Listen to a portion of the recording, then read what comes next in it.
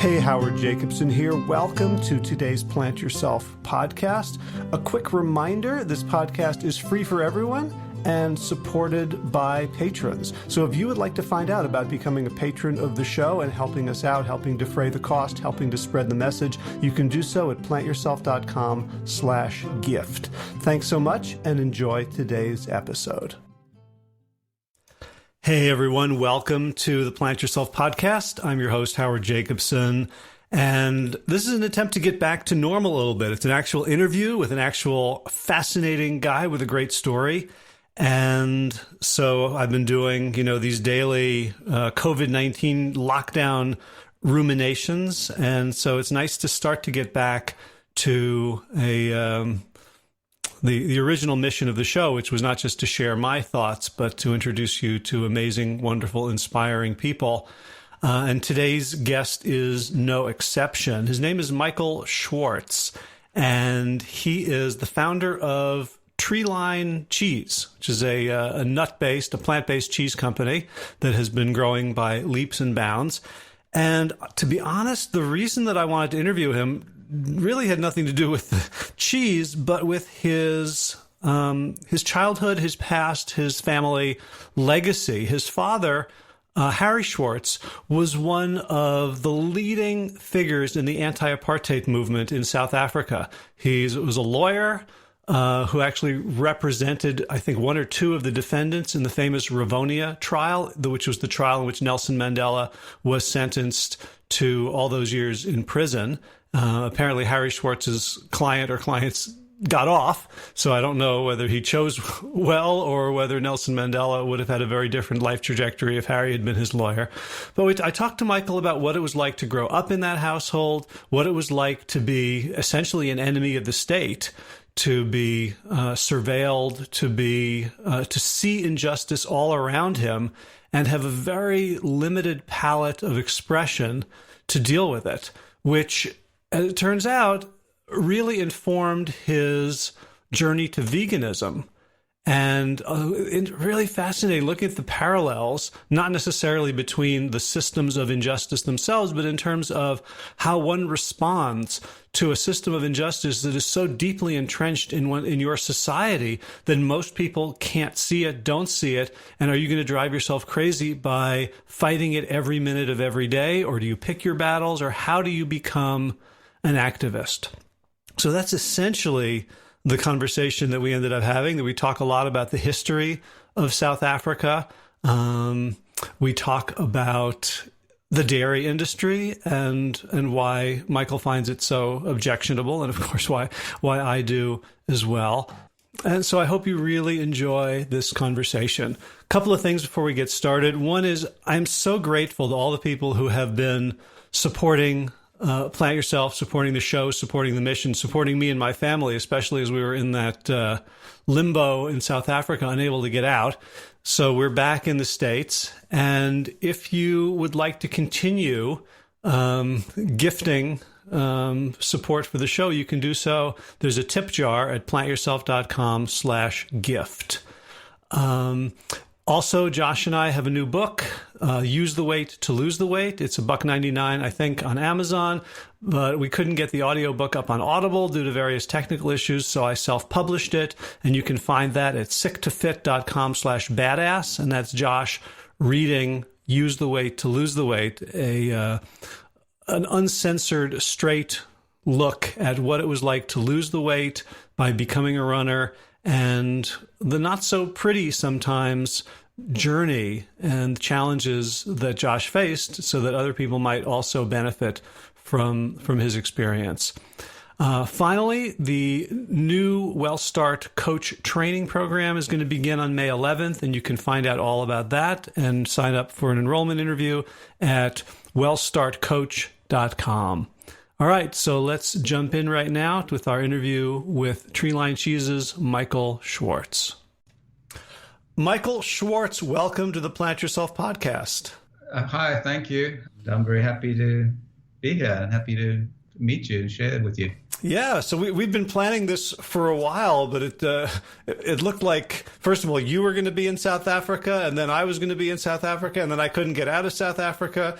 So obviously, a lot has happened in the world and in our lives since we first planned to have a discussion about plant-based cheeses and all that. But the thing that really interested me about your story is a kind of an evolution from a family very involved in human rights to expanding the mission into alternate forms of dairy. And I wonder if you could kind of, start by connecting the dots. Like, what? Tell me, like, you grew up in a family that was very politically active in South Africa, right? Yeah, that's right. My parents were involved in the fight against apartheid from immediately after World War II. My father was a refugee from the Nazis, and he and his family fled to South Africa in the 1930s. And so as soon as he could enlist, he joined the South African Air Force and saw combat in Europe, and he felt terribly strongly about ending the Nazi regime. And when he came back from the war, he was shocked to find that the apartheid was starting to take hold in South Africa. And he's now passed away, but I remember talking to him about why he went into politics, and he said that the night the Nationalist Party won the election, he was so emotionally distraught, having come back from the war, that he was determined to do something to change that. And so it didn't occur to him to just emigrate again, like after Europe was kind of burned to the ground, and the rise of fascism there seemed so inexorable. I'm curious, like, what do you have a sense of what made him say, I'm gonna stand my ground here and try to build something better? Now that you asked that question, I wish I'd asked him that question. It didn't really occur to him. I think he felt very committed to his new home, because South Africa had taken in Jews from Europe, and I'm really just speculating, but I think he felt a debt to the country. I think that's what he was thinking. And South Africa was such a complicated place at that time around the British, who were in charge of the country, and there was a lot of resentment based from the Boer War and the concentration camps, and also the British were fighting Hitler, but it seemed like there was very confusing ties and loyalties on all sides. That's very insightful of you. I think that's exactly what was going on. I would not give the Afrikaners a pass because of the British, in the sense that there's no question they were racists. But I think the British have kind of got away quite lightly historically, because they did start the concentration camps. They did deprive black people of rights in South Africa. This was not an invention of the Afrikaners.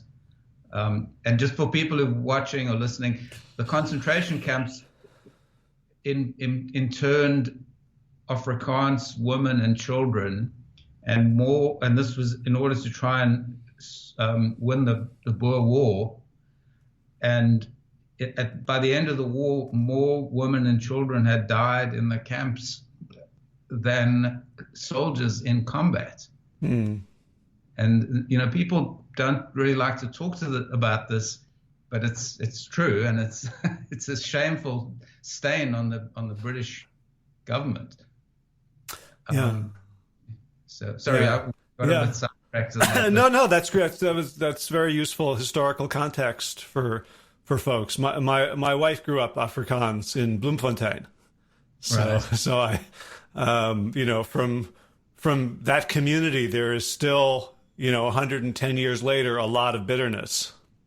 Oh, you can't blame them for that, because what was done to them was absolutely appalling. Right. And it's a shame that so few British people know about it. They generally don't even learn about it in history. It's like it never happened. Right. And I guess one of the lessons of history is that people who are hurting hurt other people. Yeah, I think Right. that's true. So, Yeah. so your dad became involved in politics. Was he a lawyer? Yeah, so he went to law school under what was then the equivalent of the South African equivalent of the GI Bill of Rights, and he was in fact in the same class at law school with Nelson Mandela. And the class, there's a photograph that can be found on the internet of that class, and it was tiny. There maybe were a dozen people, so everybody obviously knew each other. And he was a lawyer. He ended up defending one of the co-defendants in the Rivonia trial, which saw Mandela imprisoned along with a lot of other people. And my father's client, luckily, was one of two who actually was acquitted. Huh. But in any case, he and my mother really made a commitment in their lives to trying to end apartheid. And just to cut to the chase, I think that sense of service and also of right and wrong was something that was instilled in me from a very early age.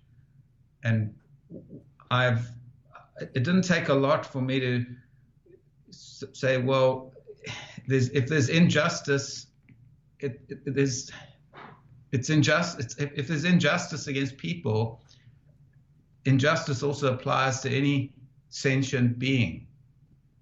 And so I think my experience growing up in that kind of household, in a very kind of extreme environment in the country, directly led to my giving up eating animal products and wearing animal products, and then to trying to change things by starting this company. Yeah, I'd love to connect the dots. I want to go back. I still have so many more questions, but just about the political issue. So, I mean, one thing I'm wondering about is what were there repercussions for your family in terms of, feeling endangered, feeling persecuted, or not having opportunities, or even just within your community? Because I know that the Jewish community in South Africa was, especially the ones who came around the turn of the century from Lithuania, a lot of them felt lucky to be classified as white, and so I'm wondering, like, your life growing up, did you feel safe and part of the country, or ostracized in some ways? It wasn't easy. I can't claim to be a victim in the sense that as a white person, I had privilege. There's no question about that. I went to a school of whites only. I went to university, which was probably 90% white. There's no question we were privileged. But as a kid, it was really hard because we were always on the margins. And I'll give you an example. When I used to play rugby, and we used to go to play other schools on a bus. And I remember coming back at the end of a match, and it was in the early evening, and we were all in the bus, and there were black people would be walking home from work on the sidewalks. I remember these kids, the white rugby playing kids, putting their heads out the window and spitting at the black workers. And I felt, sitting on the bus, I felt so powerless that I couldn't fight 100 kids who were doing this. And I remember sitting with my friend who had the same views as me, and just going, how is this happening? How this is so horrible. And I felt very alienated from people because of it. At an early age, I tried to kind of do things that would change and behave in a way that was sensitive and caring, and would often find that the kids at school would ridicule me for that. When I was at university, I was involved in politics, which was fairly intense, and we were constantly under surveillance. I remember once in South Africa back in the 70s and 80s, having a telephone was a big deal. It was very hard to get a phone, and it was very hard to get your phone fixed if it broke, because the post office had the monopoly for telephones, and so if the phone broke, it could be out of order for weeks and weeks. And one weekend, a guy knocked on our door and he said, "I've come to rewire the phones." And he spent the whole day rewiring our phones. And it was so obvious they were bugging our house because no one got that service. It just wasn't available. We never even asked for it. And we lived where we couldn't have a conversation in our own house. So it wasn't just bugging the phones, but bugging the walls as well. It was everything. I don't know for sure what was in there. We never checked, but it just seemed so kind of crazy that suddenly a technician showed up and needed to rewire our phone system. And when we made phone calls, always the moment someone in the family would say something controversial, someone would have to say, "Let's not talk about that." We definitely, when I was at university, we were under surveillance. I was under surveillance. The head of the security police was determined to find a way of getting at my father through his kids, and they did this to one of his colleagues, Alex Bahrain, he was in Parliament with my father, and they arrested his son and then brought that up in Parliament. And every time he got up to speak, they would start taunting him that his son was a traitor and a communist. And, we felt that was almost inevitable with me and my brothers. So it wasn't a nice way to live. It also, another example is we would always be faced with these situations where we try to live in a normal way, but we couldn't. So one night we were out doing something, and the guy who worked for us in our house was with us, and we wanted to stop for dinner. And I remember as a kid, we went to this burger place, and we ordered burgers. It was like a drive-in, and there was a place where you could sit. And this guy who worked for us said, "Well, I'll eat in the car." And as a 7-year-old, I said, "No, come and eat with us." And he said, "No, I can't." It's, that has an impact on you. I wasn't a victim like he was, but it still had an impact. Now, you talked about being on the bus and your white rugby mates spitting on black people. Were you, and how powerless you felt, were you able in apartheid to actually make the acquaintance of and friendship of blacks, or were they a theoretical, oppressed group? Yeah, it was very difficult. At school, at high school, we were completely segregated. At university, there were maybe 2 blacks in the entire class. I studied engineering, and I think there were 2 in our class. And I've got a good story about that, by the way. Yes, please. So it was very hard to have any kind of normal relationship with blacks. I had a friend when I was maybe 6 or so, and he used to come over to my house and play and swim. And then one day he just disappeared. And it's because he wasn't allowed to live in the same area, the same neighborhood. He had to go off to some so-called homeland. So our friendship just came to an abrupt end. And that's, I guess in South Africa, that was the only black friend I had, was aged maybe 6 years old. So here's my story. If you've got a moment, I'll share this with you. Yeah. So when I was at university, there was an organization which still exists called the Institute for Race Relations. And one of the things they did is they got permission from the university to use empty classrooms on weekends to help supplement the education of black kids, particularly in science and mathematics. So I signed up to be a science teacher. And it was so depressing because the class, they came in with such poor education that I felt that they just were not getting it. And one time I set a test for them, and there was one guy in the class who got an A, and the rest got close to zero. They just were so lost in physics. Anyhow, many years later, I was on a plane from Johannesburg to New York, and this guy comes and sits next to me, and I immediately, when someone sits next to you on the plane, you want to sleep, and you think, oh, geez, is he going to talk to me? Is he going to snore? And I was feeling pretty negative about it, but we got chatting, and it turned out he was a senior engineer with Eskom, which is the electricity utility.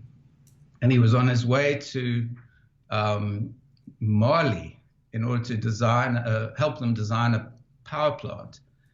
And it turned out he was in my class, not my class, but at engineering school about 2 years behind me.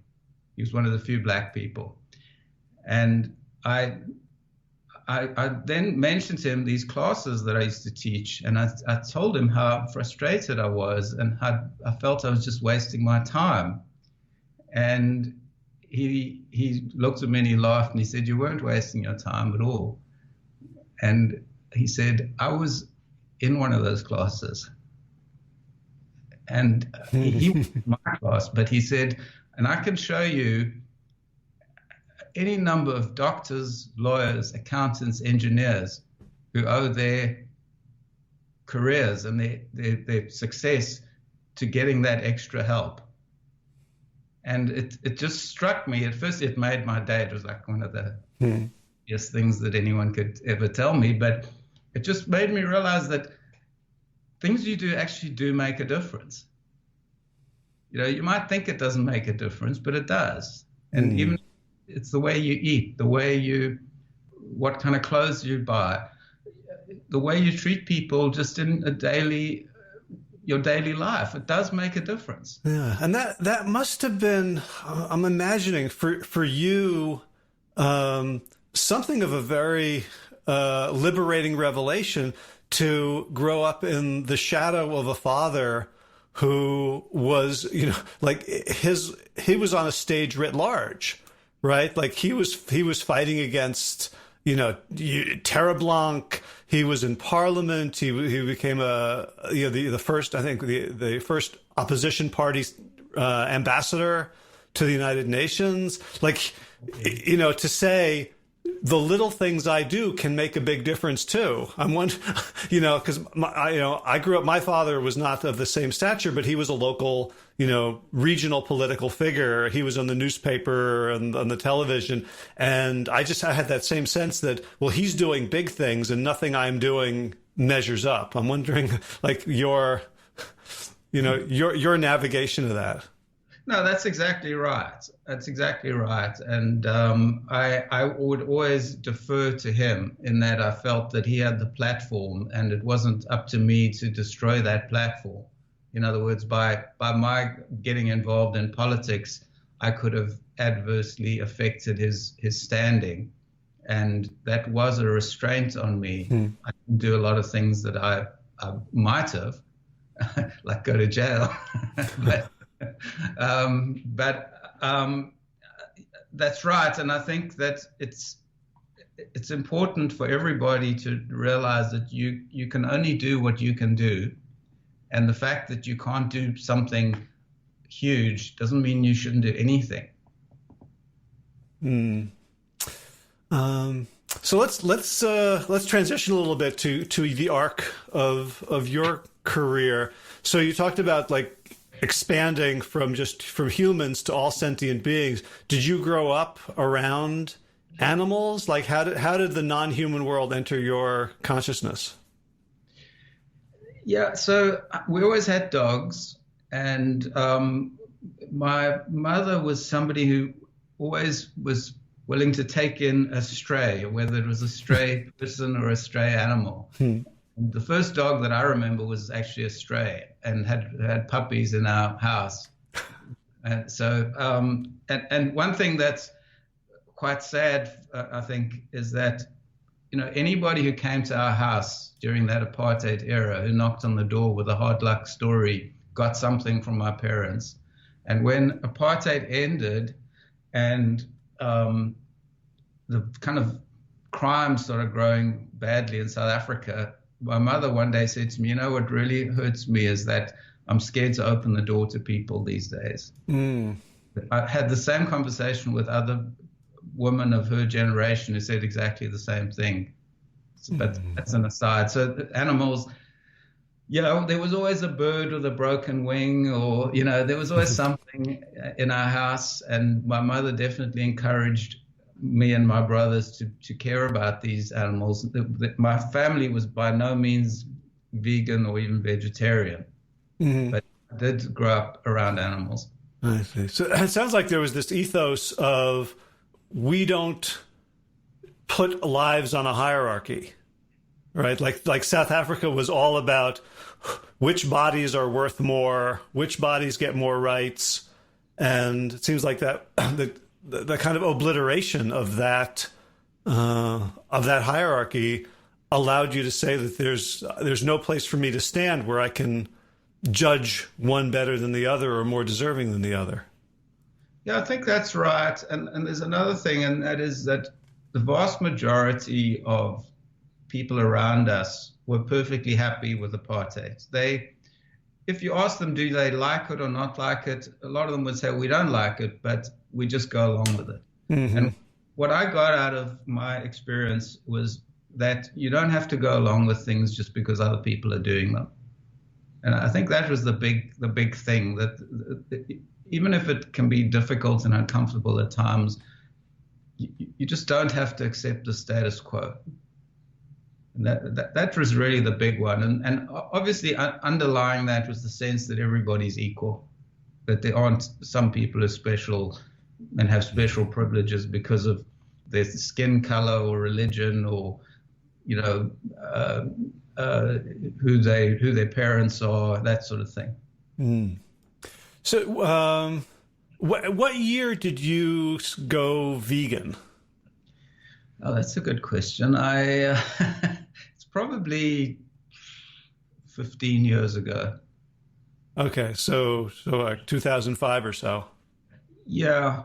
I stopped eating meat in 1987. Ah. And that I remember very clearly because it coincided with my taking the Texas bar exam. And I then was living in a sort of denial for many years about the dairy industry. And eventually I think that the information on the internet was so compelling that I just realized I couldn't live in denial anymore. But still, yeah, I think for many of us, especially in the 80s and 90s, to go vegetarian was the revolutionary step, right? At least right. in our own, and you said in Texas. So I'm wondering, you're already from this family that's Jewish, that's anti-apartheid. Did your parents feel why are you making more tourists for yourself? Why, veganism still is not very big in South Africa. We were talking by email about rescheduling this, and I was saying I can't. It's really hard to find anything to eat. Where I was under this lockdown. Was it just like a private thing, like I'm not going to do it anymore, or was it sort of a public declaration of identity at that point? Well, going vegetarian, I think, was a sort of a public declaration. And it's funny because my parents, as committed as they were to human rights and as much as they loved animals in the house, they don't get the whole they didn't get the vegetarian thing, and I know they found it pretty annoying, and I think my mother still does.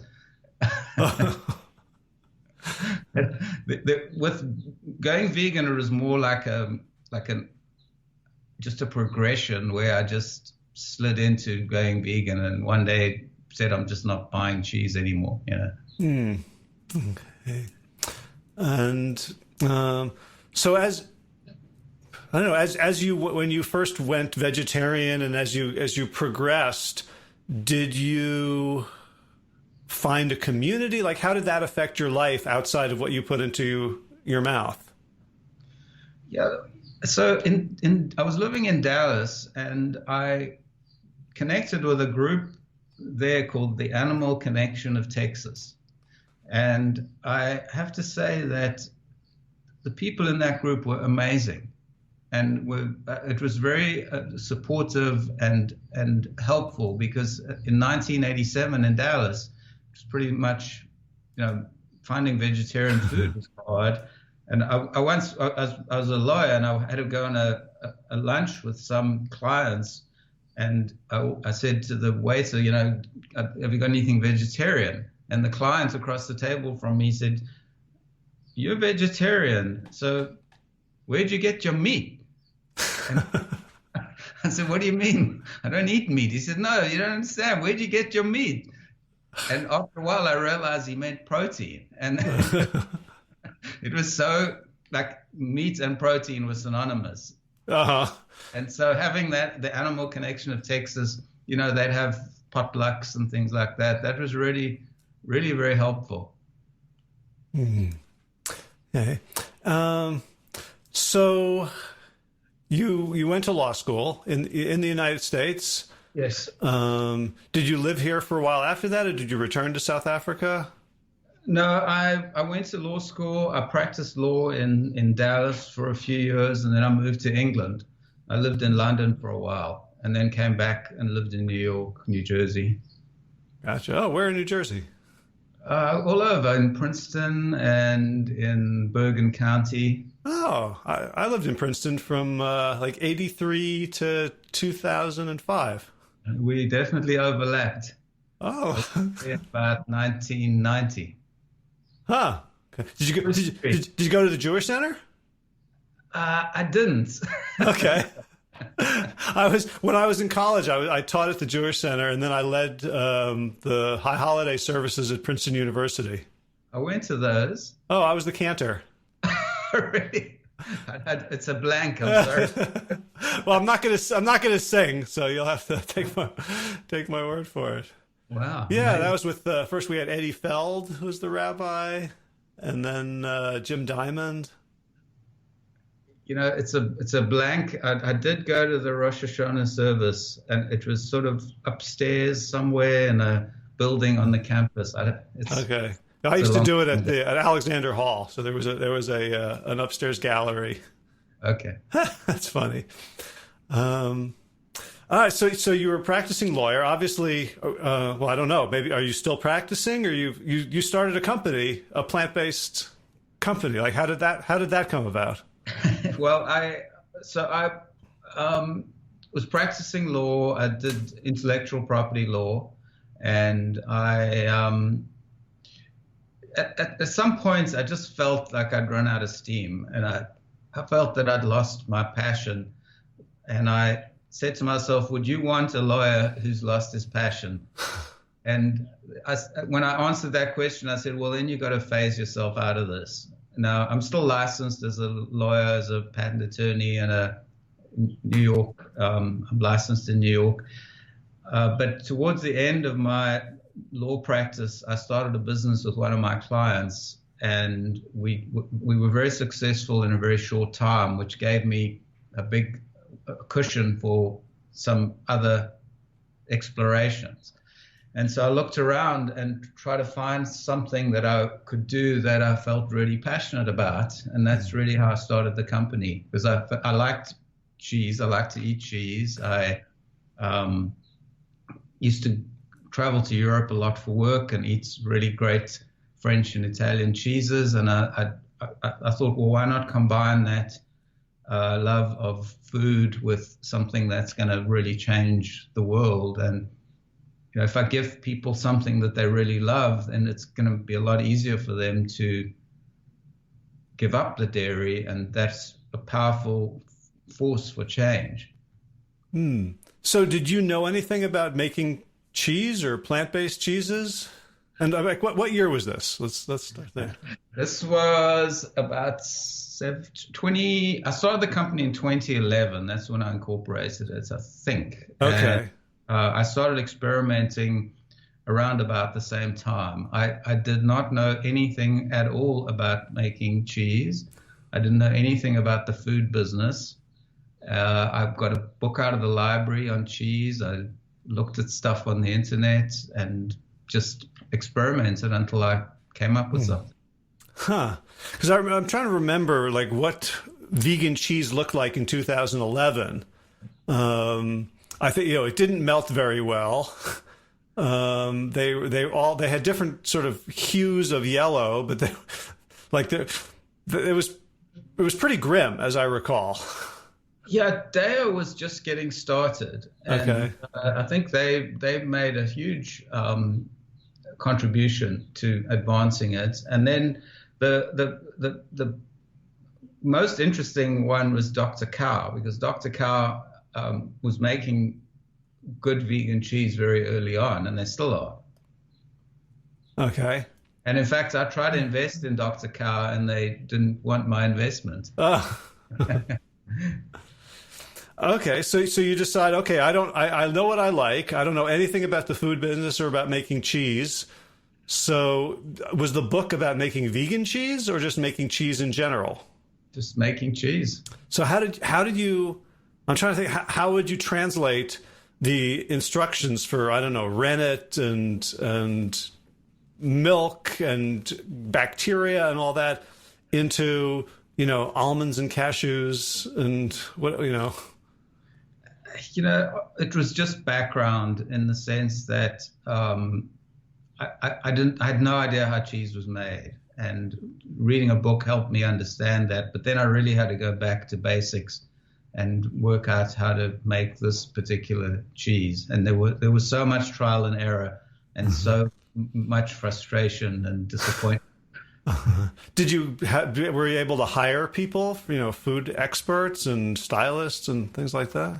I wish I had. I had an assistant who helped me, do the stuff, and she did a lot of the experiments that I plotted out, and helped me with keeping track of what was what, so we could reproduce things, replicate them. Because a lot of times you do something and then you forget how you did it, and that's the best one.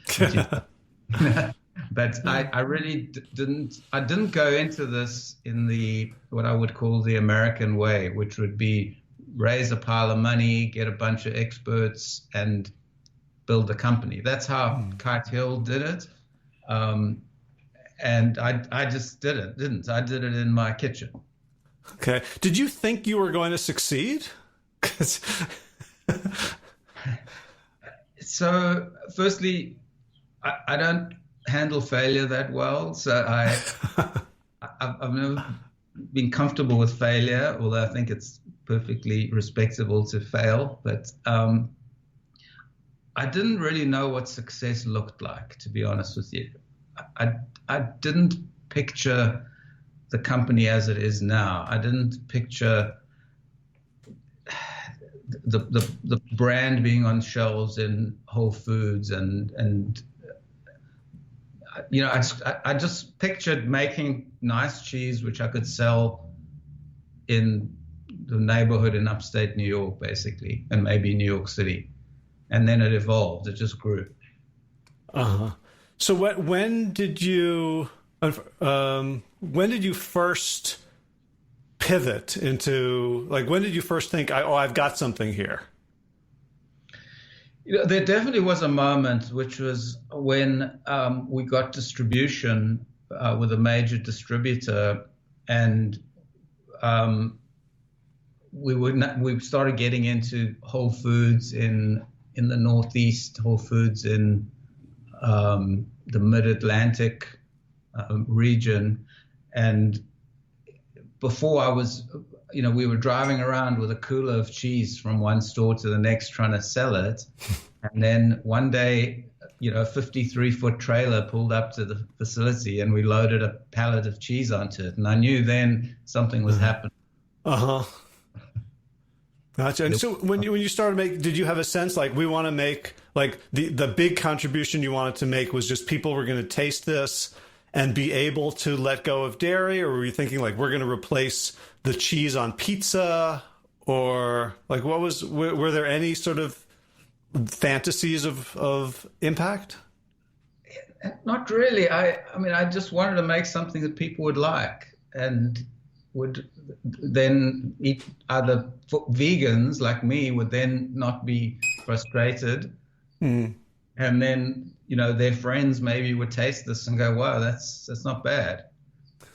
I never had a grand vision for this thing.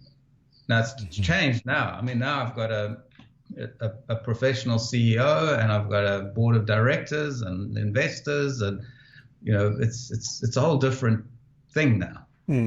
We haven't mentioned the name of the company. Now it's probably not a bad time to say it. So the brand is Treeline, Treeline, and the company name is the Gardener Cheese Company.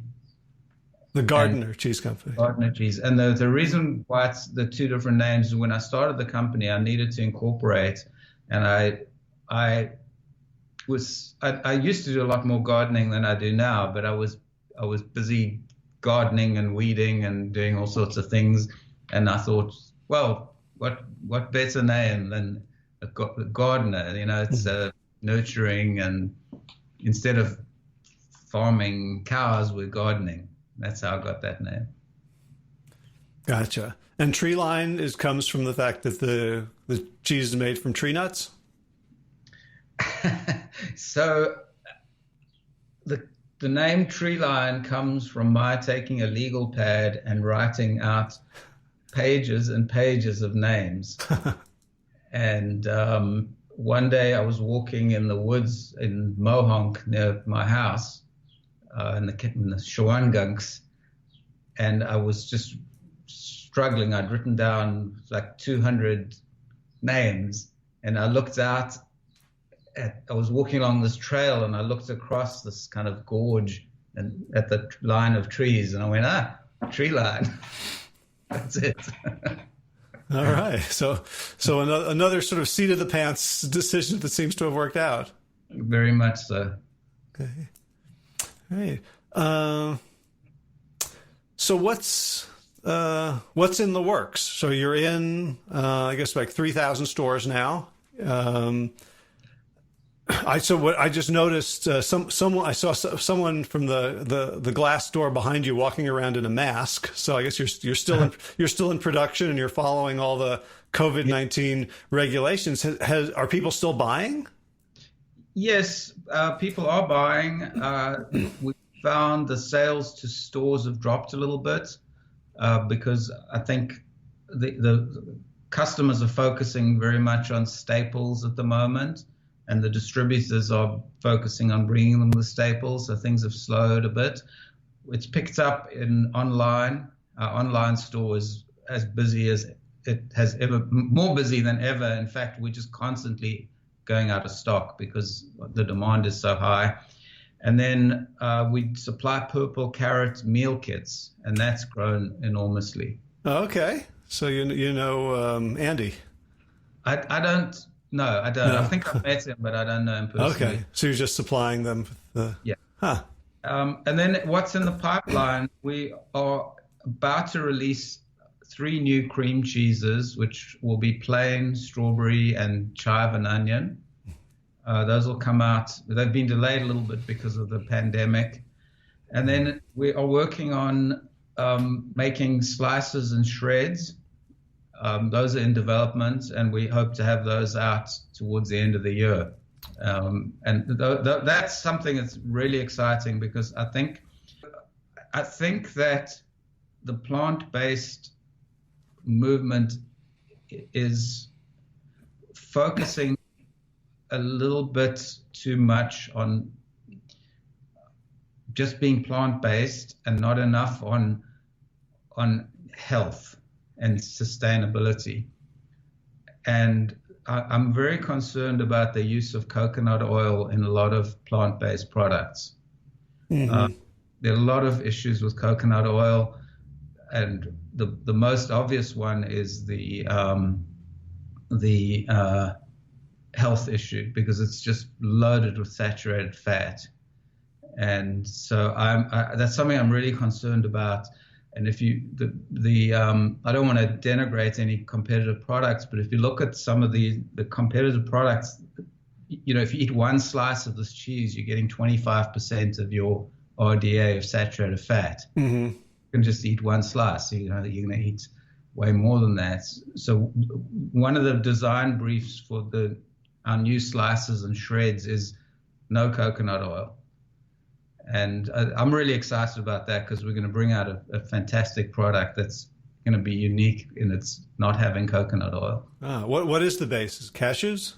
It's going to be cashews, and then the oil part of it will come from sunflowers, mm-hmm. sunflower oil, which is a more sustainable crop. It doesn't have the saturated fat. There are lots of reasons why it's preferable. Gotcha. What can you tell me about cashews? Because I've been reading things about the cashew industry that aren't so flattering either. What do you is it true? Like, what do you do to mitigate that potential harm? Yeah, I think that there are a lot of issues with cashews. The most significant, I think, is the labor problems, in that to get the cashew out of the shell requires some hard work, and it's the kernel itself, the cashew kernel, is surrounded by a kind of a tar, which is quite unpleasant. It has some similarities to the oil in poison ivy. Oh, and so, you know, some people actually have allergic reactions to cashew fruit because of that. Anyhow,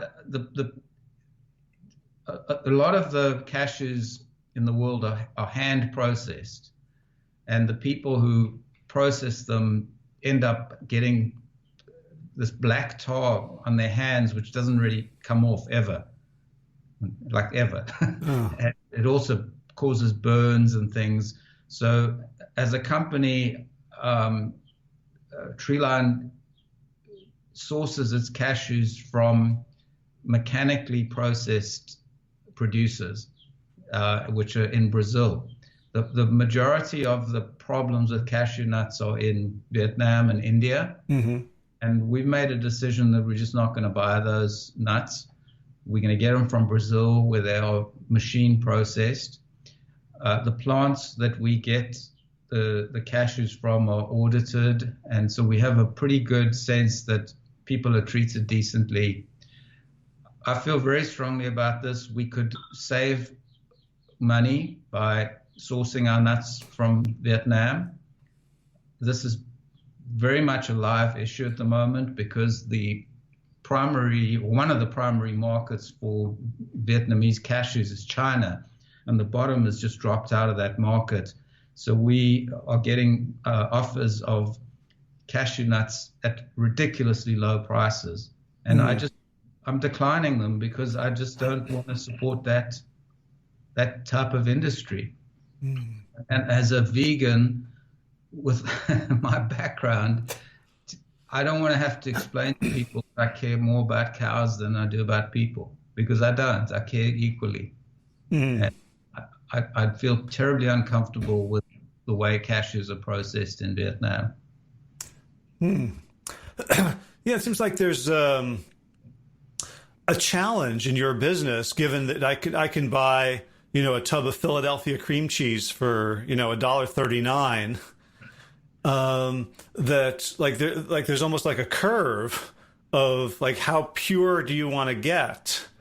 Considering that the USDA subsidizes dairy, you could go for organic, you could go for like, are there areas where you struggle to balance the cost of the end product with the inputs? Yes, for sure. Organic is a good example. Organic cashews are significantly more expensive than non-organic. And then on top of it, a very large percentage of supposedly organic cashew nuts coming out of Vietnam and India are just not organic. They just aren't. Uh-huh. There's just so much abuse going on that I would like to be organic, but to get really real organic nuts would make this product just so expensive that people wouldn't afford it. To me, it's more important to deal with the dairy issue. I feel the treatment of cows is so appalling, and the effects of the dairy industry on the climate and on the environment are so extreme that for me, the first priority is to tackle dairy, and then the other stuff will follow. Gotcha. And on your website, you talk about, I haven't seen this put this way before, meat is the other dairy product. Can you, just for folks who are following this podcast who haven't been with me for the beginning, can you explain how meat is a dairy product? Yeah, it's simpler than meets the eye. You just have to ask yourself, what happens to the cows when they can't produce milk anymore? And it's simple. They get killed. They turn into hamburgers. And so a typical cow has a lifespan of, say, 25 years, but a dairy cow can only give milk for about 5. And there's no business in the world that's going to keep supporting something that's unproductive. You can't afford to put your cows out to pasture and produce dairy. And then in addition to that, every cow, in order to produce milk, has to have a calf, and all the male calves are useless to the dairy industry. So they go for slaughter as well. And the veal industry is completely intertwined with the dairy industry. And I think most people today are pretty aware of how appalling veal is. But veal and dairy are one and the same thing in my mind. So sort of coming full circle a little bit, do you feel like when people can liberate themselves from dairy and from meat, does that affect how compassionate they can be towards other humans? I don't know the answer to that. I just don't know. I think that vegans, you'd like to think that people who are vegan have a heightened sensitivity to other human beings and other animals, but that isn't always the case. And I think we bring with us all of our failings as human beings, and addressing diet is just addressing one issue. I don't think you become a good person by giving up dairy. You become good in relation to that aspect of your life. But if you want to be a good person, there's much more to address. So I personally felt liberated when I gave up dairy and I gave up meat, because I felt I was living a lie. I always felt I believed in being kind to animals, but by eating them, I was living a lie. I wasn't being kind, and that's why I changed. But I can't say I became a better person in any other way. Because there are other issues. Maybe I'm unkind to people or doing other things that are not great. So maybe the I think one of the tricks is maybe that to create this false dichotomy between humans and animals, right? So that in a lot of discussions in the vegan community, it's almost like we love the animals, and how can people be so cruel and stupid? Whereas in other communities, They see vegans as, preferencing animals over humans. I think, that your perspective coming to it from all life is worthy of respect. I don't know. I'm not sure what I'm saying here, but it seems like there's something there. Look, I think vegans get criticized for being difficult and maybe loving animals more than people. I think that's a terribly unfair criticism, because there's very few things that you can do in your life that are as selfless as saying, well, I respect life, and I'm doing this because I don't want to cause suffering. I don't want to add to climate change. I'm concerned about poverty and the way food is allocated in our society. Those are all very selfless things, and I think it's very unfair of a meat eater to criticize a vegan for being difficult for making those choices. Okay? That's inherently compassionate, which is inherently good. I do think that there is a bit of misanthropy, if that's the right way to pronounce it, misanthropy, around vegans, for sure. And I think that's understandable, because we see this injustice all the time and we get angry about it. And I got angry in South Africa. I'd get into yelling matches at university. I was angry about apartheid, and I think I was right to be. Yeah. Now, definitely, it's probably not the most effective way to advocate your cause, to get in someone's face and tell them that they suck. That's not a great way to get a point across, but it's sort of understandable. Right. Yeah. And I guess, the Rivonia trial was full of difficult people. Yeah. That, I can't remember the exact quote, but some of that, in the face of injustice, being difficult is not a sin.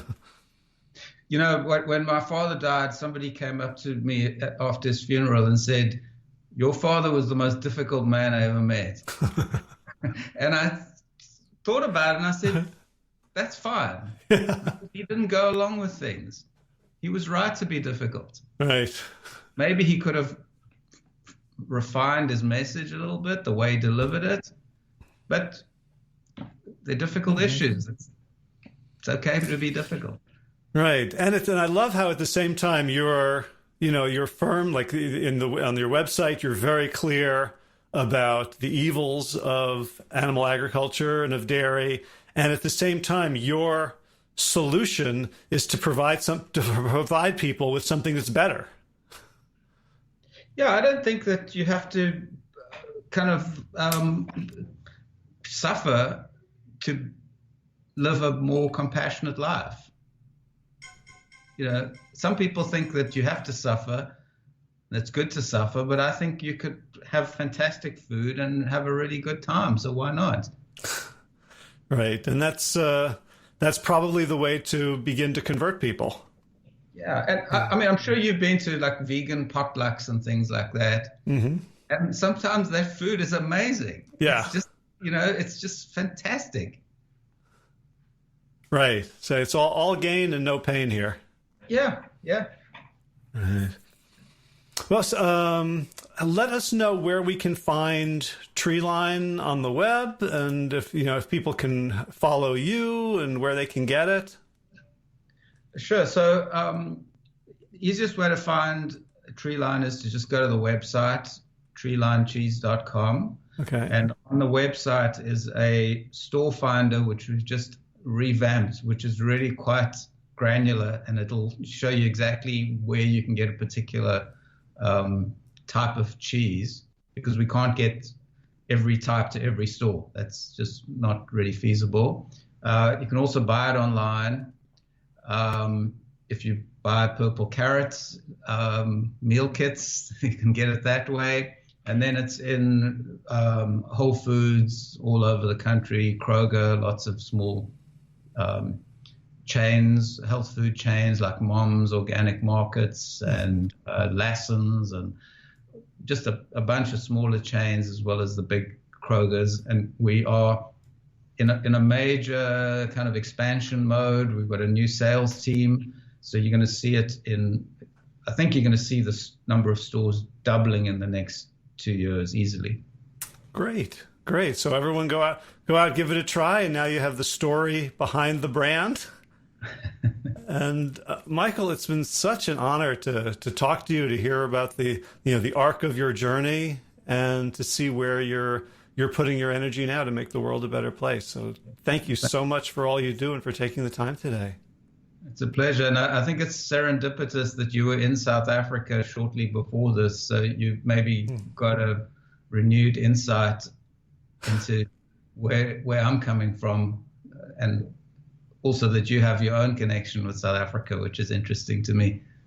Yeah, I could live there when all this mess is over. I like hiking and I like simple living. I think I could definitely make a life there. Oh. Beautiful place, great people. Yeah. Great. Well, thank you very much. Well, thank you, and best of luck, and let's stay in touch. Thank you. Appreciate it. All Bye. right. Take care.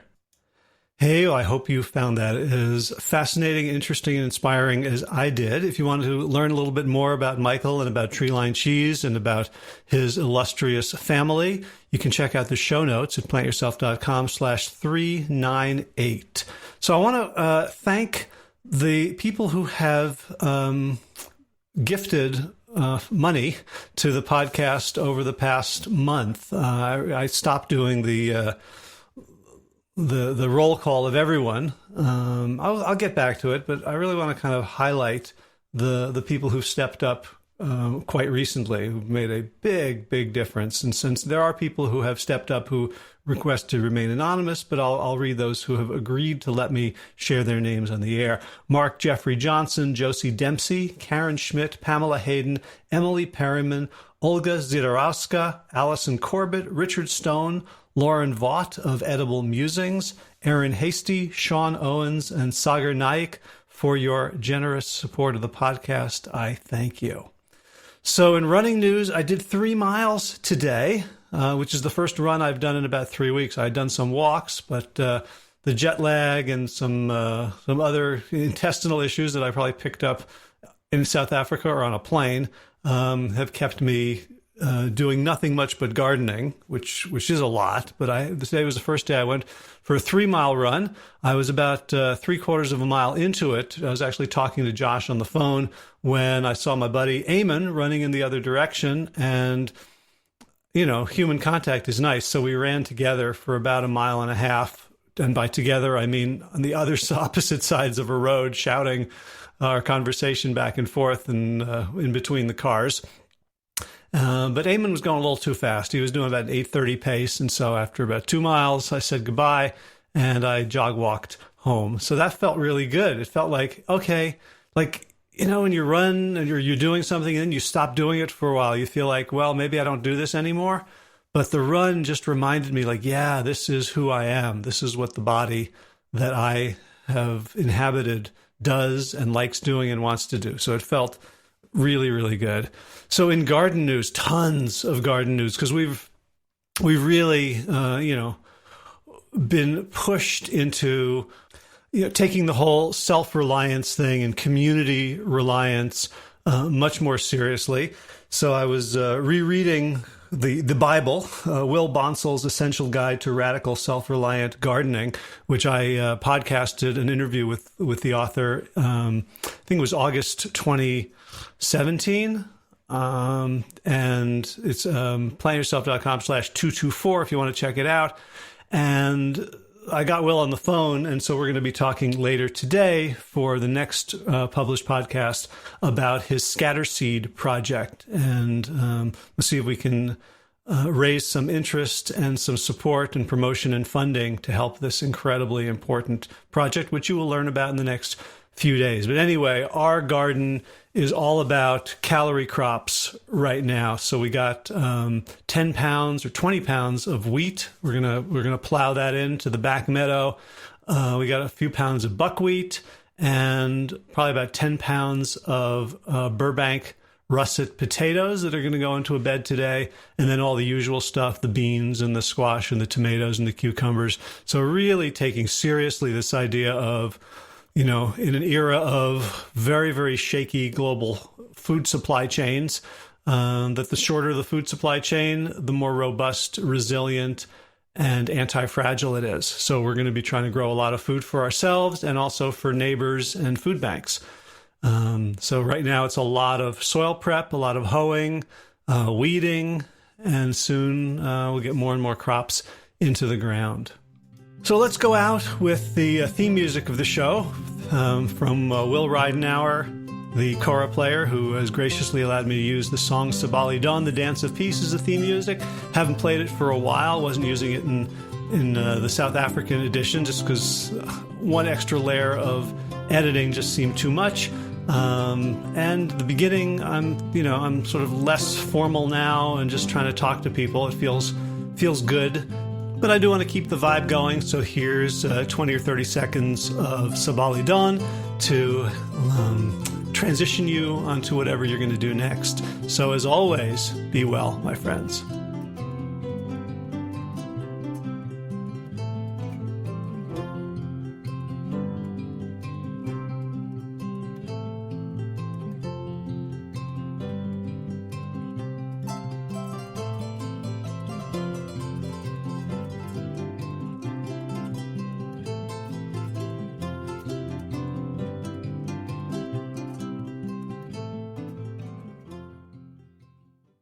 All right, time for thanks. Thanks to Will Ridenauer for allowing me to use his beautiful song, Sabali Dawn, the Dance of Peace. You can find more of Will's music at his website, willridenauer.com.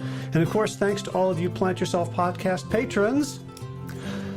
Kim Harrison, Lynn McClellan, Anthony Disson, Brittany Porter, Dominic Maurer, Barbara Whitney, Tammy Black, Amy Good, Amanda Hatherley, Mary Jane Wheeler, Ellen Kennelly, Mr. Cobb, Rachel Behrens, Christine Nielsen, Tina Sharp, Tina Ahern, Jennifer Kanowski, David Bizek, The Mysterious, Michelle X. Elspeth Feldman, Leah Stoller, Alan Christensen, Colleen Peck, Michelle Landry, Josina, Sarah Durkis, Rhymes with Circus, Kelly Cameron, Wayne Pedersen, Janet Selby. Hi, Janet. Claire Adams, Tom Franzak, Jeanette Benham, Gil Lissert, David Donahue, Blair Cyber, Dorona Vizov, Gio and Carolyn Argentati, Jody Friesen, Ruth Ann Funderburg, Misha Rosen, Michael Warbeck, The Equally Mysterious, Tracy Z, Aviva Lael, Alicia Lemus, Rebecca Hughes, Val Linneman, Rhymes with Cinnamon, Nick Harper, Martha Bergner, Susan Ahmad, Nolly Levine, The Inscrutable Harry R., Susan Laverty, The Panda Vegan, Craig Kovic, Adam Sharp, Karen Burry, Heather Morgan, Kelly Machia, Deanne Norton, Bonnie Lynch at Plant Happy Oregon, Sabina Kurtzels, Nigel Davies, Marion Blum, Teresa Coble, Julian Watkins, Breed O'Connell, Shannon Hirschman, Linda Ayat, Holm Hedegaard, Izatu Zinwa, Connie Hainline, Aaron Greer, Alicia Davis, Heather O'Connor, Carolyn Jensen, Sherry Orlikoski of Plant Powered for Health, Karen Smith, Scott Mirani, Karen Jo Crabtree, Tanya Lewis, Kirby Burton, Teresa Carell, Kevin McCauley, Elizabeth Rothschild, Ann Jesse, Cheryl Dwyer, Jenny Hazelton, Valerie Peltier, Peter W. Evans, Colleen Harrison, Justin Divich, Joshua Summermeyer, Dennis Bird, Darby Kelly, Lori Fanny, Linnea Lundquist, Valerie Hummel, Emily Iaconelli, Levy Wallach, Rosamund McAtee, Dan Picorni, Stephen Lehman, Patty DiMartino, Mike and Donna Kartz, Deanne Bishop, Bill Brielf, Gunter Schmidt, Marjorie Lewis, Kelly Molden, Trish Adams, Ian Kramer, Nancy Sheldon, Lindsay Bayshore, Gunmarie Hagan, Tracy Gullidge, Laura Heaton, Meg from Mama Says, Rochelle Kennedy, Diana Goldman, Stacey Stokes, Ben Savage, Michael Kay, Holly Butler, David Hughes, Connie Rogers, Claire England, Sally Robertson, Paran Ganshi, Amy Daly, Brian Tourville, Mark Jeffrey Johnson, Josie Dempsey, Karen Schmidt, Pamela Hayden, Emily Perryman, Olga Sidorowska, Allison Corbett, Richard Stone, Lauren Vaught of Edible Musings, Aaron Hasty, Sean Owen, Sagar Nayak, Erica Piedra, Danielle Roberts, and Michael Lushton for your generous support of the podcast. That's it for now. As always, be well, my friends.